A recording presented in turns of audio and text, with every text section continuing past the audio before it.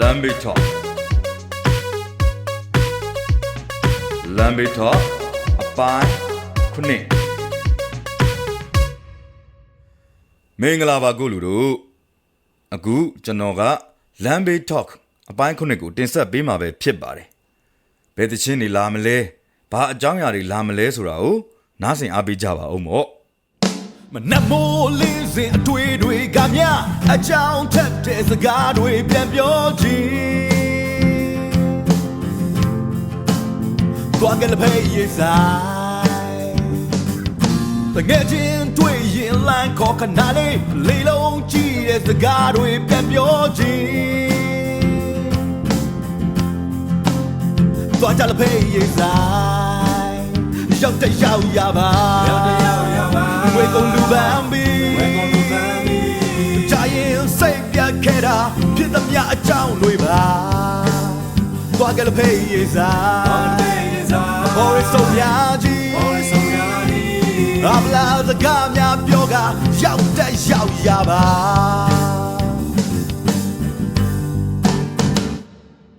စပြီနော်တို့မောင်တွေတဲ့ငါကြိုက်တဲ့သရှင်တွေပါလာနိုးနဲ့မင်းရဲ့လမ်းမေးထောက်ကိုစောက်နားထောင်လာခဲ့တာအခုဆိုအပိုင်း6တောင်ရောက်သွားပြီငါနားထောင်ခြင်းတဲ့သချင်းမျိုးတွေတပုတ်မှပါမလာသေးလို့ဒီစာကိုမရေးခြင်းနဲ့ရေးလိုက်ရတယ်ကွာဟုတ်ပါပြီမင်းလမ်းမေးထောက်ကိုနားထောင်ကြည့်ရသလောက်မင်းမှာအသက်ငယ်ခြင်းနဲ့တငယ်ပြန်စိတ်လိုဘာလိုရှိတယ်လို့ငါယူဆမိတယ်မောင်တွေတဲ့ဟာအေးပါကွာအသက်ဗာလေတငယ်ပြန်ခြင်းစိတ်တဲ့လက်ခွန်းမဟုတ်ပါဘူးငကိုငယ်ပြီးသားပြဿနာပဲအဲ့ဒီအတွက်တော့စိတ်မပူလေးနဲ့မောင်းနဲ့ငါကမင်းထက်စောက်သက်ရောတောက်သက်ပါကြီးလေတော့မင်းအနေနဲ့ငါစာကိုဖတ်ရင်တငယ်ပြန်ခြင်းတော့သာပြန်စမ်းမောင်းတွေရာတောက်သက်ကြီးတယ်ဆိုကြတဲ့ဟိုကဒါလေးစားပေးရမှာပေါ့နော်အေးဟုတ်ပြီငါသတိထားမိတဲ့လောက်ကတော့မောင်တွေလေငါလိုပဲအစင်အမြဲတောက်သုံးသူထင်ပါရဲ့တဲ့အစင်အမြဲတောက်သုံးသူဆိုဟိုဟာလိုပဲလေပါလေအရက်ဘီယာဆိုတာဆွဲတက်တယ်ဟုတ်လားငါတောက်နေတာ2 နှစ်ရှိပြီဗမာဆွဲလို့လဲဆိုတာမျိုးပေါ့နော်အခုတော့တောက်လိုက်ဦးမယ်နော်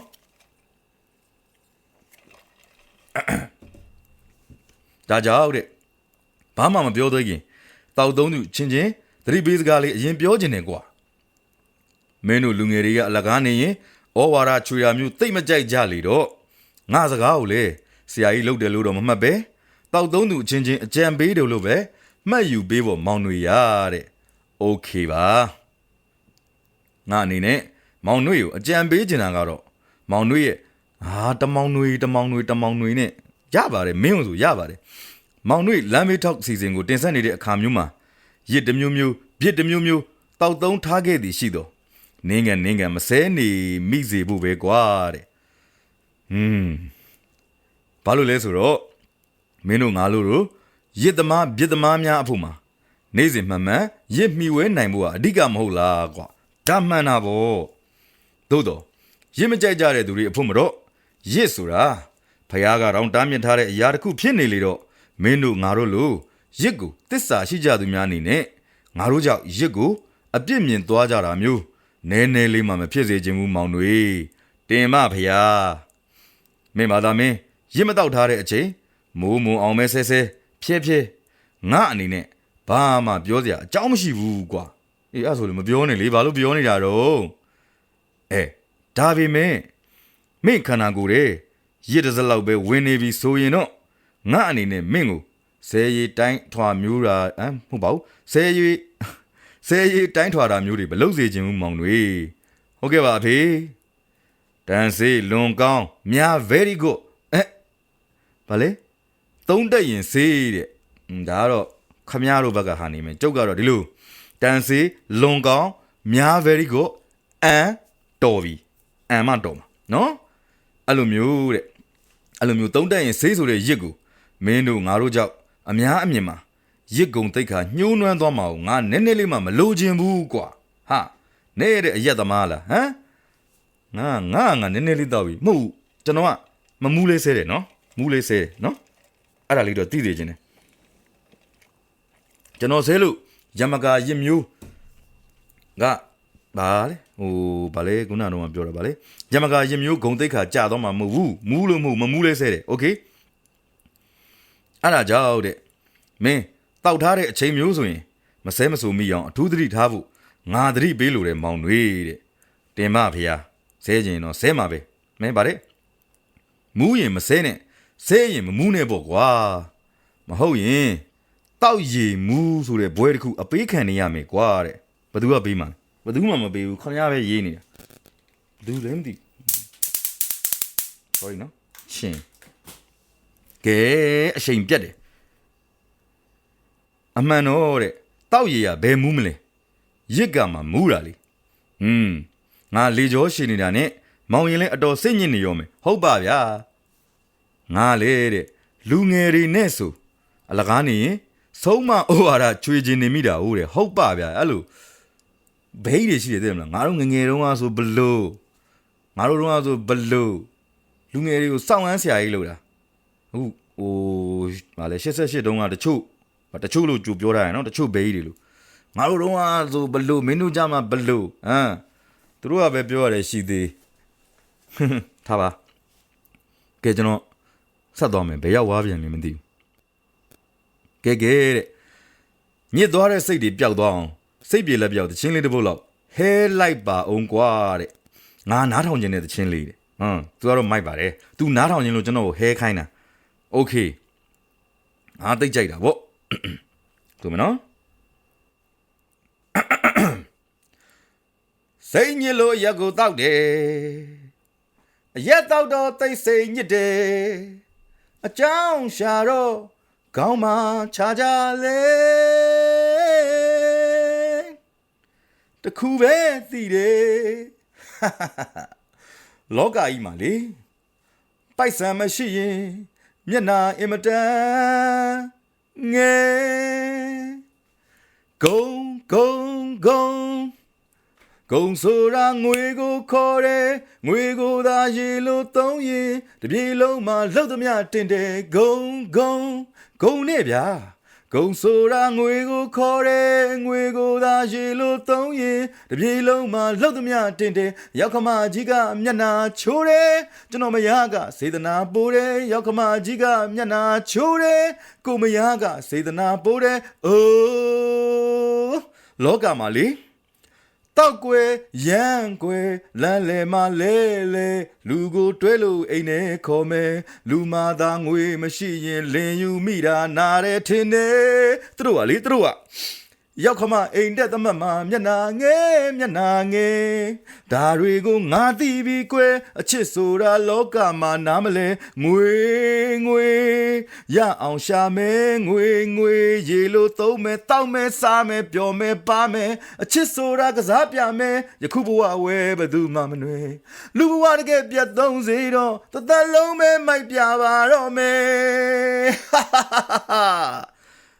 ကျွန်တော်ကဥတုခဗာရှင်နဲ့ဆိုတာဗျမောလိုက်တာ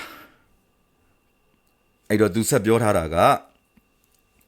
တန်ခိတ်ချရရင်တော့ငွေမရှိရင်မျက်နှာငယ်ရတာကတော့အမြဲမှန်နေတာပဲမဟုတ်လားမောင်တွေတဲ့ဟုတ်ပါတယ်ခမညာငွေများတရားနိုင်ဆိုတဲ့ဒီနေ့ထိမှန်ကန်နေတဲ့ဆိုရိုးတော်ရှိသေးရဲ့မဟုတ်လားကွာဟုတ်ပါတယ်ဗျငွေဆိုတာဒုတိယဘုရားသခင်ပဲဆိုပြီးတော့မင်းတို့ခင်မှာတချင်းလှုပ်ဆိုကြသေးတကူအဲ့ဒီထက်ပိုဆိုးတာကငွေမရှိတဲ့အချိန်အရက်တောက်မိတဲ့အခါတွေပေါ့ကွာအရက်သမားကြီးကမိုက်တယ်ကောင်းပါငါတို့ကငွေကိုမတ်ဆက်ချစ်ကြပြီမဲ့ငွေဆိုတဲ့အမျိုးကတော့ငါတို့ဘယ်တော့ခါမှသစ္စာရှိတတ်တာမျိုးမဟုတ်ဘူးမောင်ရင်တဲ့โอเคပါမှန်ပါတယ်တကယ်တမ်းငါတို့ကိုတကယ်တမ်းသစ္စာမေတ္တာတွေနဲ့နှစ်ကချစ်ပေးတာကတော့ရစ်ပဲကွာခမရရစ်လို့မခေါ်ပါနဲ့ဗျာယမကနော်လှခေါ်စမ်းပါယမကဘယ်ချိန်မဲတောက်ဘယ်နေရာပဲတောက်ရစ်ကသူ့အချစ်တွေကိုမပြတ်စေခဲ့ဘူးမဟုတ်လားကွာဟုတ်ပါတယ်ခမရဒါကြောင့်တဲ့ငါတို့ပြောလို့ရှိကြတဲ့စကားလုံးတွေကိုပဲကြည့်လိုက်ဥပမာမောင်နွေကောင်းနေပြီတို့မောင်နွေမှန်နေပြီလို့ပဲသုံးတတ်ကြတာမဟုတ်လား ဟုတ်တာဗောရက်တော့ပြီးသွားရင်ဆိုးတာမရှိဘူးလေကောင်းနေပြီလားမှန်နေပြီလားမှန်တာလဲကောင်းတာပဲကောင်းတာလဲမှန်တာပဲโอเคဗာလဲဩကြက်မြတောင်းတချင်းနေရလို့ဗောတဲ့ဘောမကြက်မြတောင်းနော်ဘောမကြက်မြတောင်းလို့ဟိုထည့်ပြောထားတာဒါပေမဲ့တချင်းရတော့ဆိုမှာကျွန်တော်နော်ဘောမကြက်မြတောင်းရဲ့တချင်းဒီတချင်းကကျော်ဟိန်းကရုပ်ရှင်ထဲမှာဆိုဘူးလားတော့ကျွန်တော်မသိဘူးကျွန်တော်ငယ်သေးတာကဲနောက်တစ်ပုဒ်ဆိုပြီဗျာကြွားရအောင်ကြရဲလူကြီးမင်းများခမညာကျွန်တော်ကောင်းနေပါတယ်ကျွန်တော်ကူနေချိန်မှာတောက်ရတဲ့ကြောင်းလဲကျွန်တော်ကူရတဲ့အကြောင်းလဲကျွန်တော်ဘယ်သူမှမမေးကြပါပဲ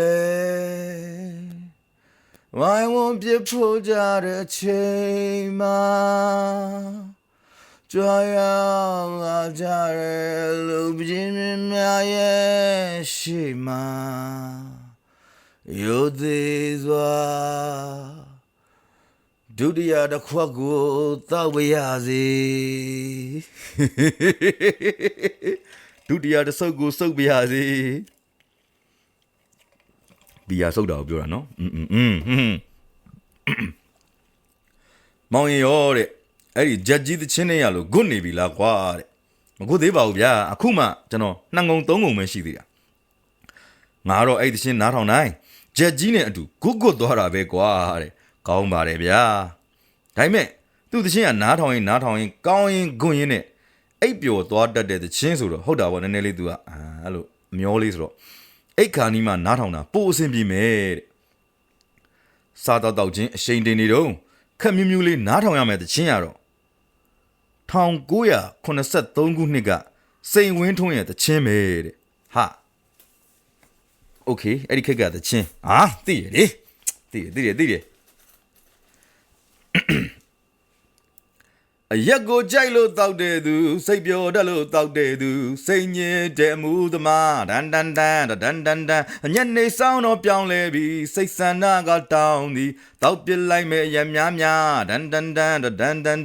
နေပါစေချစ်တိုင်းပဲကြွေပါစေအသေးလေးငိုပါစေရှိုက်ပြီးဆွေးတိုင်းကွယ်နင်းပြီးရှောက်လို့သာသွားကဘာမတယောက်တည်းပဲချင်နာသူခုံပြေးသွားရင်ငွေမာနာကြီးသွားဆွေးရင်များကဖုံလွှမ်းနေလားနေပါစေချစ်တိုင်းပဲကြွေပါစေအသေးလေးငိုပါစေရှိုက်ပြီးဆွေးတိုင်းကွယ်နင်းပြီးရှောက်လို့သာသွားကဘာမတယောက်တည်းပဲချင်နာသူခုံပြေးသွားရင်ငွေမာနာကြီးသောအဆွေးရင်များကဖုံလွှမ်းနေလားမူလာတိုင်းလည်းမလဲပါရှေ့မှာစူးခင်လန်ကပါနင်းပြလိုက်မဲ့ခန့်ကြကြမ်းဒန်အရက်ခွက်တဲကိုရစ်ထေကဖိတ်စင်ပြီးလည်းမသွားပါတောက်ပြလိုက်မဲ့အရက်များဒန်ကျွန်တော်အချင်းကြိုက်တယ်လေတောင်းရင်းဆိုရင်မြူးလို့မှမကျေနပ်သေးစိန်ဝင်းထွန်းအကွက်နဲ့တောင်လိုက်ကားလို့ရသေးတယ်မို့လားသိဟုတ်တာဗောကျွန်တော် KTV သွားရင်အဲ့တချင်းဆိုတယ်ပြီးွားရင်ခဏနောက်ကျွန်တော်အမြဲဆိုတဲ့ချင်းတစ်ပုဒ်ရှိတယ်နောက်မှပြပြဒီသချင်းကလည်းအမြဲဆိုတယ်သူကသွားတယ်ဒန်ဆိုပြီးသူရက်သွားတယ်ဆောင်းကြိုက်ရကျွန်တော်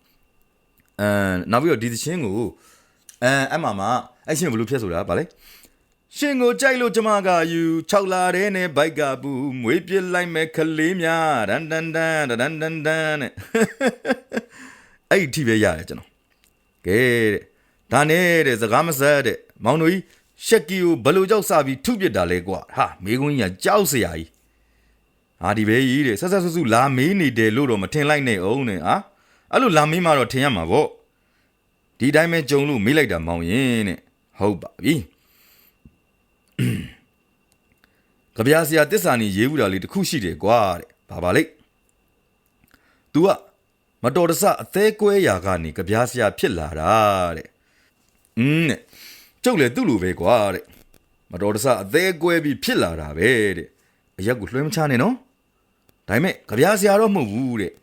မောင်ရင်လိုပဲဘယ်ပြီးတွဲတဲ့ရှက်ကီဘဲလေတဲ့ဟုတ်ပါပြီဗျာဒါပေမဲ့တဲ့အောင်မဲတဲ့မင်း အသေးကွဲပြီးရှက်ကီပဲဖြစ်လာတာငါတယောက်တည်းမဟုတ်ဘူးကွာတဲ့ဟုတ်တာဗောအများကြီးပဲဗါတယ်ဘိုလ်ထီးကြီးလည်းအဖော်ရှိသေးတယ်ဩဦးဆိုင်ထီးဆိုင်ဩဗါလေရတမတချင်းရတော့မသိတာမရှိဘူးအကြီးတလုံးအသေးတလုံးကဘာကြီးမေးအောင်တောက်လိုက်မယ်ကိုဘဝကိုရှုံးပေးလို့ကိုကောင်းဆိုင်အောင်တောက်လိုက်မယ်မူးမယ်ဟိုနာသွားလဲဒီနာသွားလဲကိုသာမူးအောင်တောက်မယ်ဟိုနာတစ်ခွက်ဒီနာတစ်ခွက်ဘုံဆိုင်ထဲမှာကောင်းမလေးမင်းကြောင့်ကိုရတောက်ပြီးလေသစ္စာမရှိတဲ့စံတူမလေးရေတိတ်ကြိုက်တယ်တချင်းဒါပေမဲ့တဲ့မရှင်းတာကအဲ့ဒီတချင်းတွေကဘုံဆိုင်ထဲမှာကောင်းမလေးဆိုတဲ့နေရာပဲကွာတဲ့ဘုံဆိုင်ထဲမှာကောင်းမလေးလားကောင်းမလေးမင်းကြောင့်ကိုအရက်တောက်ပြီလေလားတဲ့ဘုံဆိုင်ထဲမှာကောင်းမလေးဆိုရင်တော့တဲ့သူပြောချင်တာကတချင်းတွေကဘူဒီတယောက်အဲ့ဒီဘုံဆိုင်ထဲကကောင်းမလေးကိုသွားငန်းရင်ရှက်ကီပဲဖြစ်သွားတာနေမယ်ငါကောင်းတဲ့အဲ့လိုမဟုတ်ဘူးလေဗျာနေုံပြီးမှခမည်းစာပြီးမှကြုတ်ပြန်ပြောမယ်အမှန်တော့ကောင်းမလေးမင်းကြောင့်ကိုအရက်တောက်ပြီလေနေမှာပါတဲ့ဟုတ်တယ်လေသစ္စာမရှိတဲ့စံတူမာလေးကြောင့်အသီးတွေကွဲအဲ့လေအသေးတွေကွဲပြီးဘုံဆန်ရောက်သွားတာနေမယ်တဲ့ဟုတ်တာပေါ့ဟုတ်တယ်လေဒီလိုလေဗျာသူပြောချင်တာကဟိုစာကိုဆက်ရေးလိုက်ပြီးတော့အတန်ကိုတချင်းအနေနဲ့ဆက်ဆူလိုက်လို့သာဘုံဆိုင်ထဲမှာကောင်းမလေးဆိုပြီးဆက်သွားတာဘုံဆိုင်ထဲကကောင်းမလေးမှမဟုတ်တာโอเคနော်အမဲတဲ့အဲ့တချင်းကိုတန်ပြန်ပြီးပြန်ချောတဲ့တချင်းလဲရှိသေးတယ်ဟာရသမားပြီးသားပါပဲတဲ့လို့မောင်ရင်တော် Let me talk ရှေ့ပိုင်းမှာမိန်းကလေးတန်နဲ့တခါဆိုပြဘူးသေးပါဘကောတဲ့ဟုတ်လားတချင်းတော့ရှိတယ်ဒါပေမဲ့ကျွန်တော်ဗါလေအချစ်အတွက်နဲ့အရက်တောက်တာဘာဆိုင်လို့အဲ့နေရာတွေမဲလိုတွေတိတ်မရအောင်အချင်းအတွက်နဲ့အရက်တောက်တာဘာဆိုင်လို့လဲကိုရဲ့ဘဝကိုအရှုံးမပေးပါနဲ့ကိုထင်ရမလုံးနဲ့ဆိုရင်လို့ပြောမယ်စိတ်ညစ်ရင်ဂီတာတီးပါလားကိုရဲ့ကိုချိန်မှစားပါကိုချိန်မှအိပ်ပါအဲ့နောက်ကမရတော့ဘူးနှွေးပလိုက်မယ်နော်အဲ့ဒီချင်းဆိုတာကြီးဗောတဲ့ဟုတ်ပါပြီစိတ်ညစ်ဂီတာတီးဗောနော်ကိုဆိုတာကိုတီးဗောတဲ့အဲ့လိုသူပြောချင်တာအဲ့ဒီချင်းကလေဟိုဟာလိုပဲနည်းနည်းလေးအဲ့လိုသချင်းတွေကအဓိပ္ပာယ်နှစ်ခွထွက်တဲ့သချင်းတွေသိလားသူတို့ပေါက်အောင်တမင်လှုပ်ထားတာကွာသိလားကဲဟုတ်ပြီအမှန်တကယ်တော့တဲ့အချစ်အတွက်နဲ့အရက်တော့တာတိတ်တော်လည်းမဆိုင်ဘူးကွာမှန်ပါတယ်တောက်ချင်တဲ့သူကကြုတ်တယ်သူပေါ့နော် for example တစ်နှစ်မှာ2ရက်ပဲအရက်တော့တယ်မိုးရွာတဲ့နေ့ရယ်မိုးမရွာတဲ့နေ့ရယ်ဆိုပြီးတော့အကြောင်းမျိုးမျိုးပြရင်တွေ့တော့တာကိုဟုတ်ပါတောက်ချင်လို့တောက်တာဗျာရက်ထားပါအရက်ကိုကိုယ်တိုင်ချက်တောက်သွားခဲ့တဲ့စာရေးဆရာကြီးတော်တာဆိုရဲ့စာပြောင်စာဂျိုးလေးတောင်မစီမဆိုင်သွားတရိယာမိသေးတကွာတဲ့ဗါတဲ့စာဂျိုးဆိုတော့ကြပြာပေါ့တာထတော်ကအပြန်အန်ဂျင်နဲ့ထရေဘူးလွယ်လို့မောင်မူးတယ်လေမနက်ခင်းစီကချက်ပလင်းမြင်မြန်တော့ဝတ်နိုင်ခင်ဘဲခင်ကြီးရဲ့နဲ့မြည်လိုက်ခြင်းသေးတဲ့ကြပြာဆရာကြီးမင်းသူဝင်ရဲ့နှင်းစီပွင့်ကြပြာကိုနောက်ပြီးတော့ပြန်ဆက်ထားတာဆိုပဲအဲ့ဒါကိုအားကြပြီးငါတို့လေစံလင်းရဲ့ကြပြာမပီစာမပီတချင်းကိုဖြတ်ပြီးဆိုထားတာရှိသေးတယ်ကွာတဲ့မူရင်းတချင်းကဒလူโอเคမူရလေးမောစံရွယ်ကြောမာစံလင်းလို့ဆိုမယ်နော်မူရလေးမောစံရွယ်ကြောမာမင်းပန်းဖို့ရည်စုပန်းခုခဲ့ပြီလာပါရဲမေရဲ့ပန်းလေးတပွင့်လို့ပန်းသူမူရသွေးအေးမြလာတယ်ကဗျာဖွဲ့စာနွဲကဗျာရေးစာရေးလာပချစ်သူမျက်နာကဗျာတွေစာတွေတီးဖွဲ့လို့မမီ तू ကဆန်လင်းရန် तू ကစိုးပိုင်နဲ့ခင်မောင်တုံးနဲ့ तू ဆက်ပြီးဆိုတာ तू ဆိုတဲ့ style အဲ့လိုမျိုးအဲ့ဒီချင်းကိုတဲ့ငါတို့ပြန်ဖြတ်ဆိုလိုက်တာကတော့တဲ့ဘီယာလဲမောစိုက်ကဲမောက်လို့သေး လမ်းပေါ်မှာချော်လဲကားတိုက်လို့သေးဟုတ်ပါပြီ။ဟာလေတပုတ်လုံးတော့မဖြတ်ဆိုလိုက်ရဘူးတဲ့။အော်နှစ်ကြောင်းလေးကိုမောင်ရင်ဖြတ်ဆိုတက်ရင်လည်းဆက်ပြီးဖြတ်ဆိုဖို့တဲ့။ခုလက်တန်းဘလို့ဆက်မှာဟာလေဘီယာလဲမောစိုက်ကယ်မောက်လို့သေးလမ်းပေါ်မှာချော်လဲကားတိုက်လို့သေးဟာပါရဲမေရဲ့မလေးတောက်ပါရဲမေရဲ့တလုံးပြီးတလုံးကိုမရတော့ဘူးဆိုတက်ဘူးထားလိုက်တော့ပြီးတော့တဲ့ငါတို့ခေတ်ကတရေလေးကောင်ပြဇက်တဲ့ကဟာတရေလေးကောင်ကကျုပ်တို့ခေတ်ခမရအသက်ကြီးချင်အောင်ဆောင်ထားတာလားမဟုတ်ဘူးနော်တရေလေးကောင်ဆိုတာကျုပ်တို့ခေတ်ပြဇက်တယ်အေးဟုတ်တယ်ပြဇက်ပဲလေတရေလေးကောင်ပြဇက်တဲ့ကမှတ်မှတ်ရစကားလေးတစ်ခုလည်းရှိသေးတယ်ဗျာတဲ့ပါလေဓာတ်ကိုဖြတ်တာဝမျက်လူကိုဖြတ်တာအရက်ကိုဖြတ်တာစားဖြောတဲ့စားဖြောဟာတဲ့သိမ့်မှန်တာဗောတဲ့ငါတို့ခေတ်တုန်းကအခုမောင်ရင်တို့ခေတ်လို့ကလတ်ဒီဘားတွေမပေါ်သေးဘူးလေတဲ့ဟုတ်ပါပြီအဲ့ဒါကြောင့်အရက်တောက်ခြင်းစားဖြောဆိုတဲ့ဘုံဆိုင်တွေမှာသွားတောက်ရတာဟုတ်တဲ့စားဖြောတွေကလေတဲ့အရက်ကိုရေတွေအသေးရောတာလေတဲ့ဒါကြောင့်အရက်ကိုဖြတ်တာစားဖြောဆိုပြီးဖြစ်သွားတာဗောတဲ့ဒါကြတော့ကျွန်တော်တကယ်လိုက်မမိပါဘူးခင်ဗျအခုခေတ်အမြင်နဲ့ပြန်ပြောရမယ်ဆိုရင်တော့အရက်ကိုဖြတ်တာကော့ဒေးစရာလို့ပြောရမယ်ထင်ပါတဲ့ကော့ဒေးစရာလို့ပြောတော့မနေ့ပြန်တပတ်ခါလောက်ဒီမှာအဲ့ဒါကိုတမင်များပြောထားတာလားအဲ့လိုမျိုးတိုက်ဆိုင်ချက်ကနော်ဒင်းတို့လောက်တဲ့အရက်အကောင်းသားမျိုးစုံကိုဟိုဟာရောဒီယာဆက်ပြီးရှောက်ဖြတ်တဲ့သူမရှိဘူးမဟုတ်လားကွာအဲ့ဒါကိုထောက်ခံတယ် sorry မိုက်ထီပါဒီကောင်လေးကော့ဒေးနဲ့ငါတို့လိုအပြင်းသမားပါဇက်နဲ့ကြိုက်မကြိုက်ပါဘူးကွာဟုတ်တယ်ကျွန်တော်ပြောပြမယ်အရက်အကောင်းစား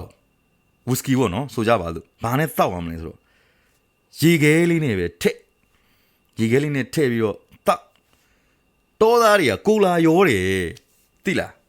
တောသားတွေကကိုလာရောပြီးတောက်ရင်အဲ့ဒါတောသားပဲအရက်ကောင်းသားရေခဲလေးပဲထည့်ပြီးတော့အရသာခံပြီးဒစိမ့်တောက်ကျွန်တော်မြန်မာတွေကနွားတောက်တယ်လို့တောက်ကြတယ်လို့ဖြစ်နေတာသိလားပြောချင်တာဝီစကီဆိုအဲ့လိုလေးတောက်နောက်ပြီးတော့ကျွန်တော် ram ကိုလည်းသူများတွေကဗာလေစားငံသီးနဲ့စိန်တောက်တယ်ကျွန်တော်တောက်ကြည့်ဘူးလေမကြိုက်ဘူးအရသာပြက်တယ် ram ကျွန်တော်ဗျာအရက်ဆိုရင်တော့အားလုံးကိုရေခဲလေးနဲ့ပဲတောက်တယ်ပြင်းလုံးလို့ကိုမတောက်နိုင်ဘူးဆိုဥပမာကျွန်တော်ဆို double black ဆိုကျွန်တော်မကြိုက်sorry double black ကြိုက်တယ် black မကြိုက်ဘူးနော်နောက်ပြီးတော့ jet daniel ဆိုကြိုက်တယ်ဒါပေမဲ့ jet daniel တောက်ဖို့ကကျွန်တော်ပြင်းလုံးနဲ့ကျွန်တော်အတွက်ကကျွန်တော်နှုတ်ရအဲ့လေရေခဲထည့်ပြီးတော့မှဒီတိုင်းတငုံတောက်ကြည့်တယ်ပြင်းနေဆိုရင်တော့ရေပဲရောတယ်နော်ဘယ်လိုပြောရမလဲဘာမှ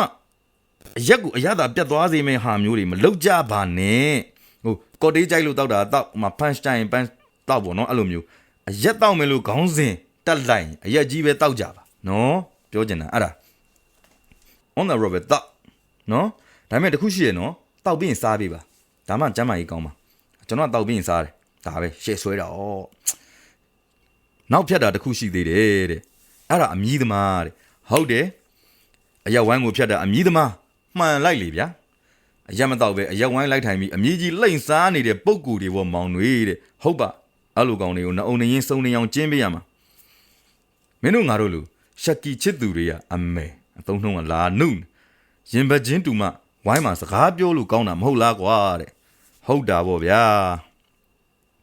အဲ့ဒီလိုရင်ဘချင်းတူဖို့ကလည်းအရှိန်ချင်းတူနေမှကွာသိမှန်တယ်ဒါကြောင့်အရှိန်တူအောင်ဝိုင်းစားထိုင်ကြရတဖြည်းဖြည်းချင်းမြင်းပြီးအရှိန်တင်ရတာကိုဒါပေါ့ဂရဆိုပြီးတော့စွတ်တောက်လိုက်ရင်လေဝုန်းဆိုတက်သွားပြီးတော့ဒိန်းဆိုပြတ်သွားမှာအဲ့ဒါမကောင်းဖြည်းဖြည်းတော့အဲ့ဒါကိုမှမင်းတို့ငါတို့လူအရှိန်တူအောင်လည်းမကြိုးစားအရှိတင်မှုလည်းမကြိုးစားအမှုအောင်အရှိန်တင်မှုလည်းမစင်းစားပဲရှိသမျှအမြီးပကံတွေကိုစုပ်ကနေစက်ကနေနှိုက်စားနေတဲ့သူတို့ငါတို့ကအရက်ဝိုင်းကိုဖြတ်တဲ့သူလို့သတ်မှတ်တင်တယ်မဟုတ်လားကွာမင်းအမြင်လေးပြောပါဦးဟာဟုတ်ပါတယ်ဆိုအဲ့လိုကောင်တွေကိုဘယ်လိုလုပ်ရမလဲဆိုထမင်းကျော်တပွဲမှာပေးလိုက်ဘိုက်ပြအောင်စားပြီးရင်လာမနှိုက်နဲ့ဒါနဲ့စကားမစားတဲ့မင်းတို့ခက်ကအမူးသမားအတန်နဲ့တချင်းဆိုတဲ့အဆိုတော်မလေးရဲ့တချင်းတစ်ပုတ်လဲဆိုပြခြင်းသေးတကွာတဲ့ဆိုပြမှာကြုတ်ပါခမညာမောင်တွေကအတန်တုလှုပ်ပြတာတိတ်ပိုင်လို့ ငါရောငါမိမကပါသဘောတွေကြနေတာဟာဟုတ်ပါပြီကျေးဇူးပါဒါကြောင့်ဒါလေးတစ်ပုတ်လဲဆိုပြပေးဖို့ပွဲတောင်းပြရစီမောင်ရင်တဲ့โอเคကြည့်လိုက်မယ်ရရင်ဆိုမယ်ရနေတယ်ကဲမင်းနာကဝဲရလေးပြရီလောင်းစုံဒုကပဲလာမလဲမင်းနာကမိမလာရလောင်းမဒုကမပြင်းတယ်မဝတ်တယ်မစင်တယ်စေးလိုက်နေရကြိုက်သူရဲ့မူရစေးကိုကျွန်တော်သိမရလို့စိတ်ဘူးလို့ပါလျှော်စမ်းအဝေးကမရဘူးဘယ်လိုဆိုရမှာလဲခဏလေးပြန်ဆိုကြည့်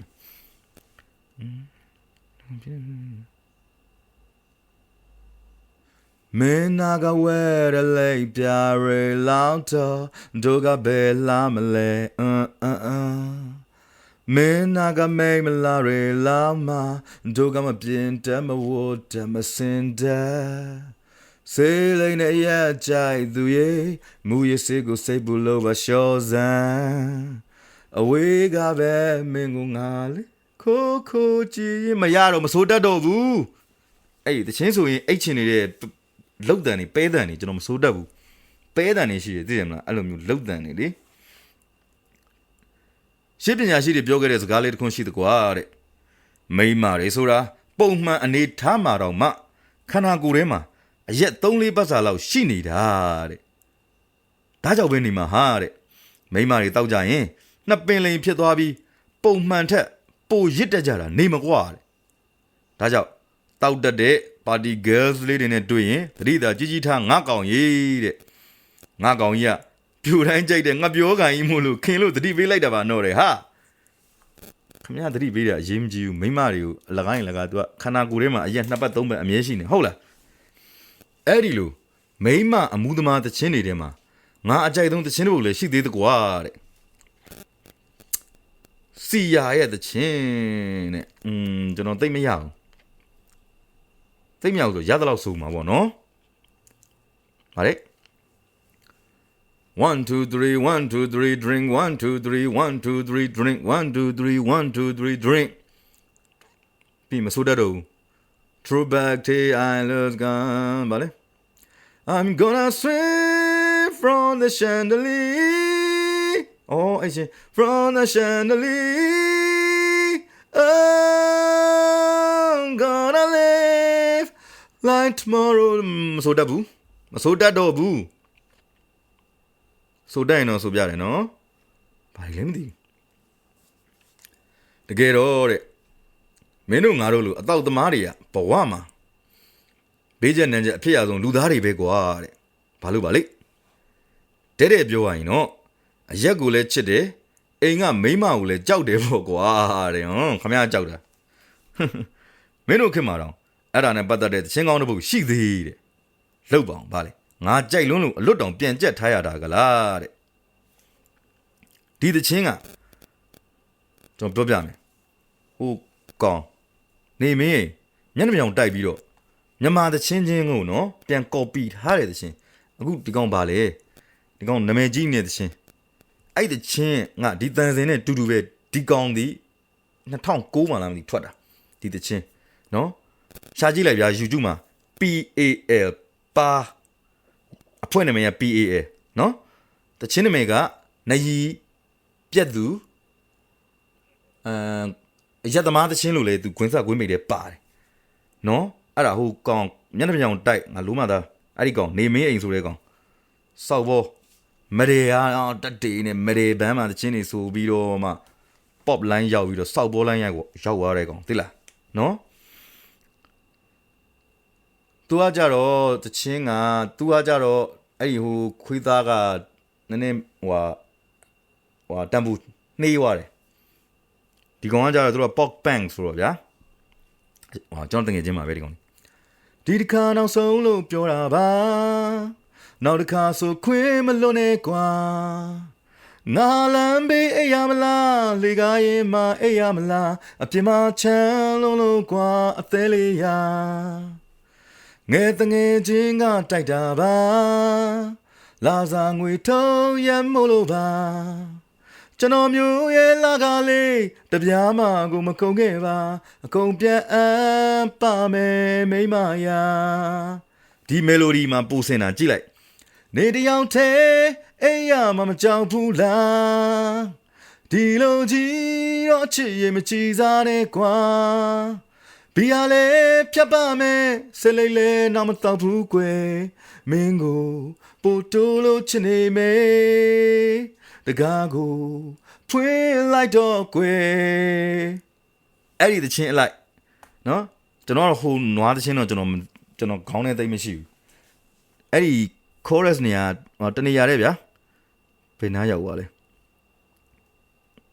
နေတယောက်တည်းအိမ်ရမှာဟိုမေဘေးရမှာနှာခေါင်းတန်နေတယ်လားနီ